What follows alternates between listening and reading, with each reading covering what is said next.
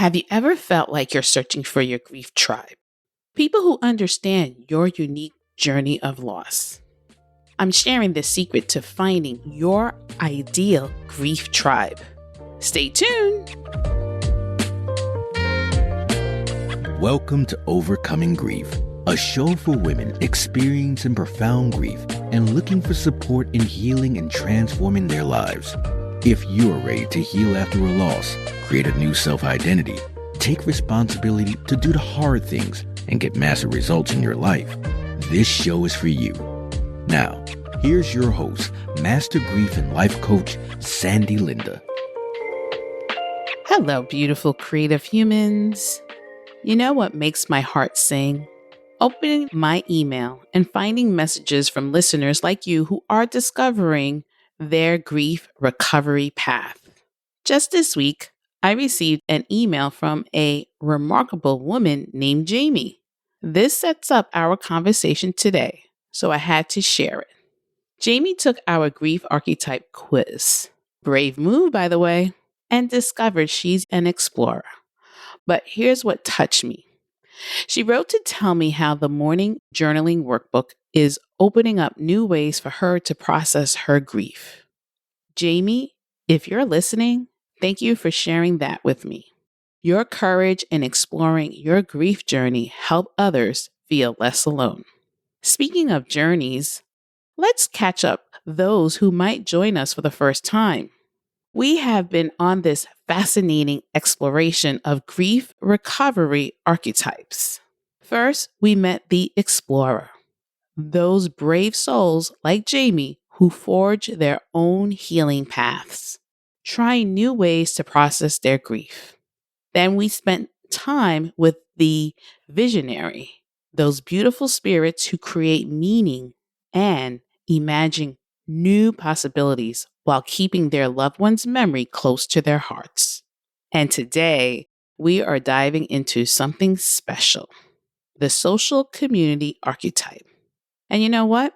After hearing from Jamie and so many others in our community, the timing couldn't be better to talk about how we find and create connections that understand our grief journey. Let's talk about something that's been on my heart lately. When we are grieving, especially after multiple losses like I experienced, it's not just about finding any support group. It's about finding the ideal one. And I know firsthand how challenging that search can be. In today's episode, I am diving deep into what real grief support looks like. I'm not talking about the generic time heal all wounds advice, but about an authentic connection with people who truly understand your unique journey. Whether you're dealing with sibling loss, parental loss, or like me, multiple losses within a short time, I am going to explore how to find your ideal grief tribe. We are focused on healing through community support. I'm going to share my personal journey of searching for the right support, why traditional one-size-fits-all grief groups sometimes miss the mark, and most importantly, how to find or create the specialized support system you need. Plus, I will give you practical resources that have helped both me and our podcast community find their way through complex grief. If you ever feel isolated in your grief, this episode could change everything. So the question I had asked earlier was, have you ever felt like you're searching for your grief tribe? People who understand your unique journey of loss. I've been there, and I want to share something important for finding your community in grief. When I first stepped into the world of grief support, I discovered something unexpected. Grief groups can be invaluable, but finding the ideal community, one that resonates with your special experience, can be challenging, especially when you are carrying the weight of multiple losses. Let me be clear, every loss matters. Whether someone has lost a spouse, a child, a parent, a sibling, or a pet, Each grief journey is valid and deserving of support. But here's what I've learned through my experience: our needs for connection can be as unique as our losses. On my journey, I sat in bereavement groups looking for connection. I met wonderful people: widowers sharing their stories, parents grieving children, and occasionally someone who had lost a parent or a sibling. But something was missing. I was carrying the complexity of multiple losses all within 14 months.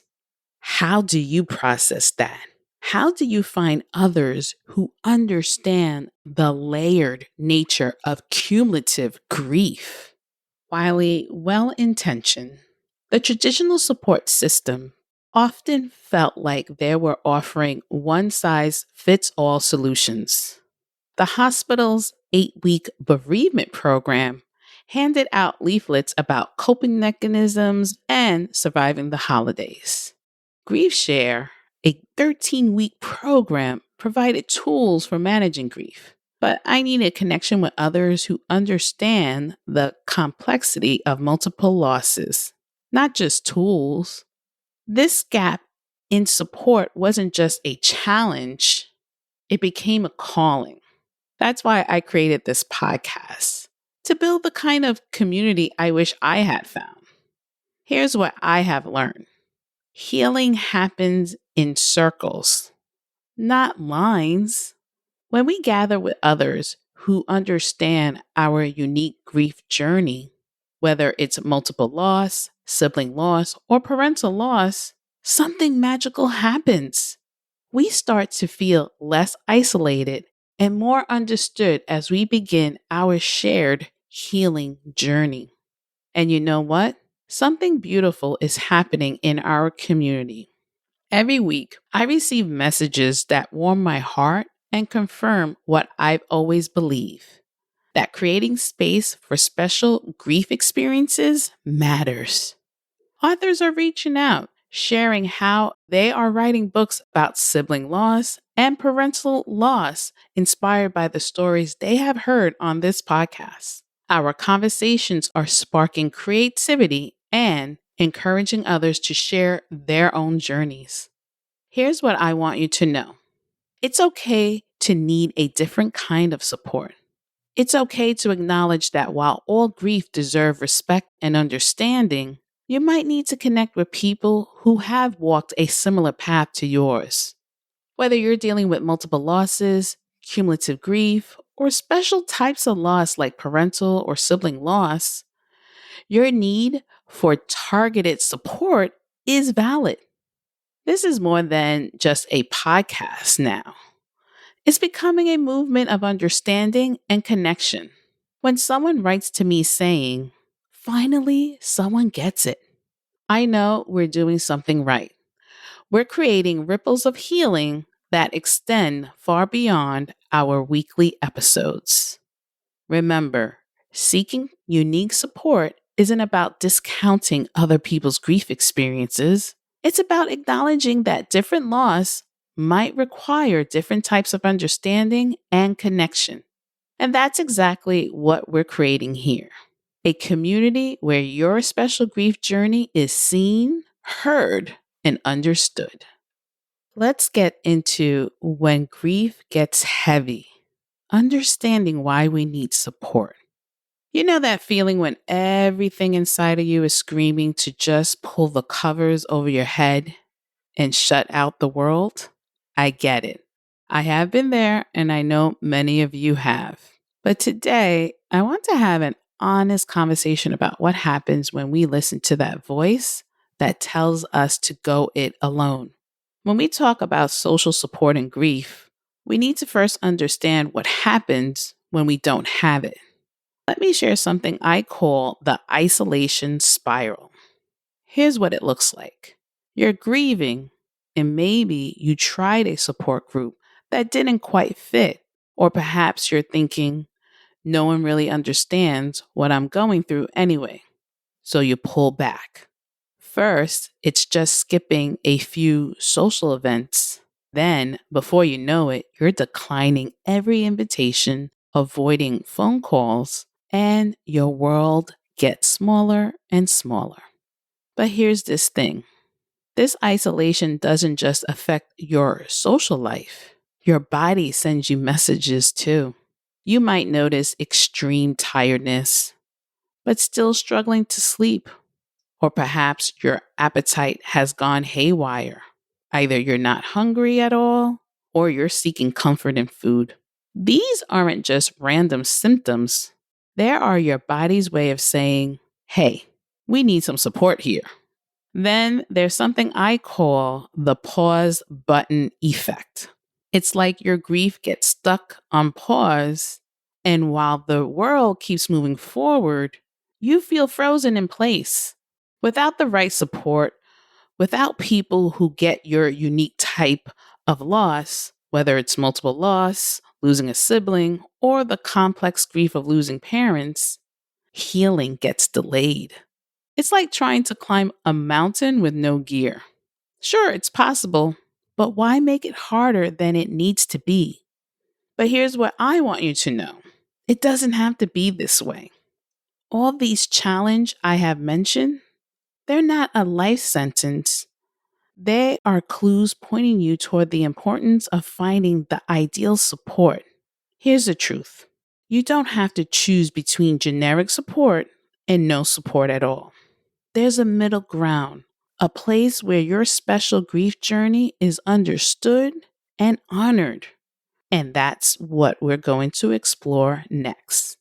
I'm going to share some practical ways to finding your grief community, one that truly understands your unique journey: sibling loss, parental loss, or experiencing several losses, as I have. Doesn't leave you alone. There are others who understand your grief. They're looking for you just as much as you're looking for them. So, finding your path, resources for your grief journey. Let's talk about how to find that community we have been discussing. The one where you don't have to explain yourself because people just get it. I want to share some resources that have either helped me personally and members of our community. First, let me speak directly to those of you who are in the raw, early stages of loss.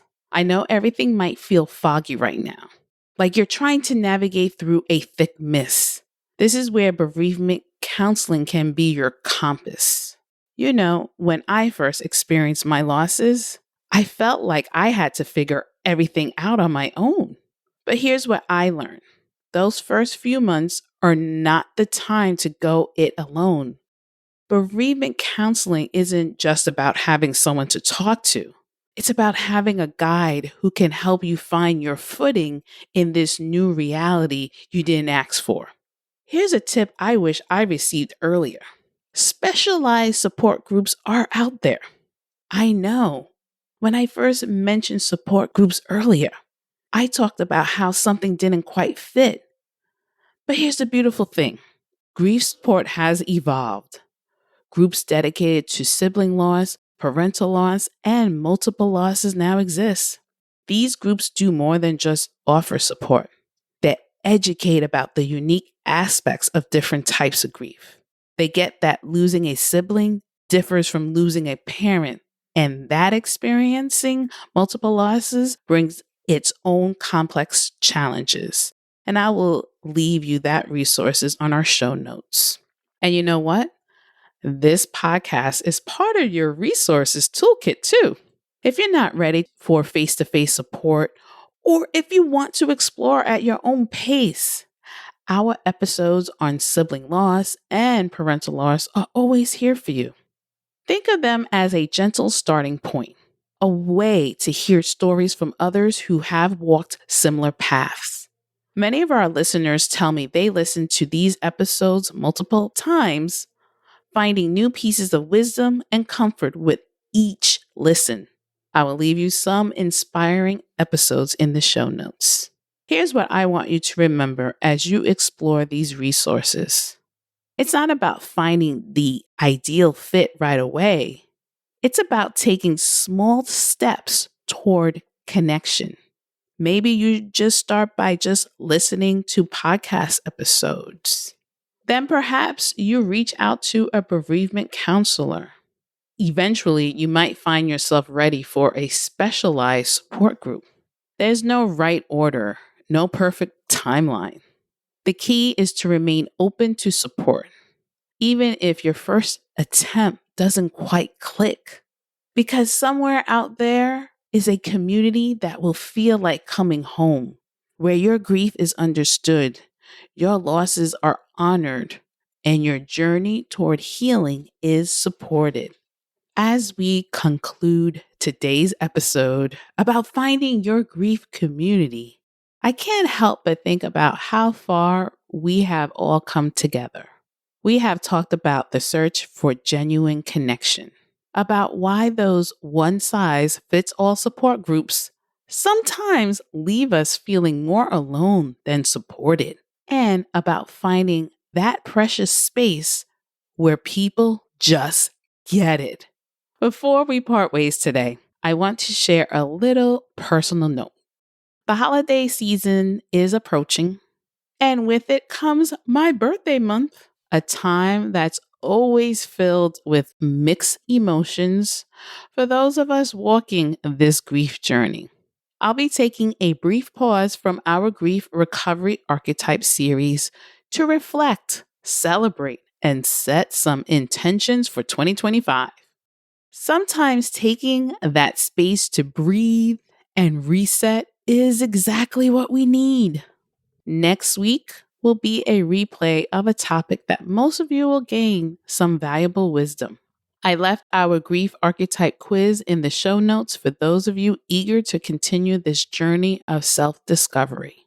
Think of it as a little gift from me to you, a way to keep exploring and understanding your unique grief path even while I'm away. I want to say something about the upcoming holiday season to each one of you, my wonderful, creative, resilient community of listeners. Please remember this. There's no rule book for how to handle the holidays while grieving. Whether you choose to embrace traditions, create new ones, or simply take each day as it comes, whatever feels right for you is right for you. No overthinking needed. I'll be back in the new year with part 4 of our Grief Recovery Archetypes, refreshed and ready to continue this journey together.